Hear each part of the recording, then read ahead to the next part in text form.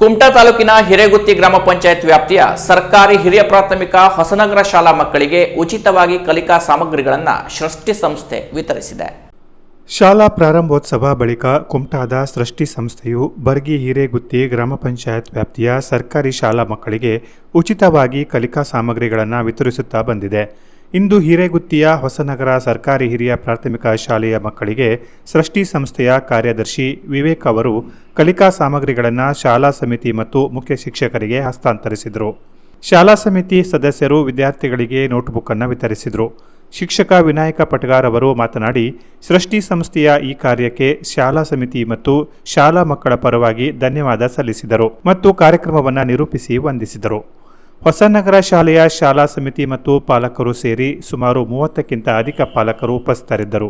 ಮುಖ್ಯ ಶಿಕ್ಷಕರಾದ ರಾಜಮ್ಮ ನಾಯಕ್, ಶಿಕ್ಷಕಿ ಕಲ್ಪನಾ ನಾಯಕ್ ಕಾರ್ಯಕ್ರಮಕ್ಕೆ ಸಹಕರಿಸಿದರು.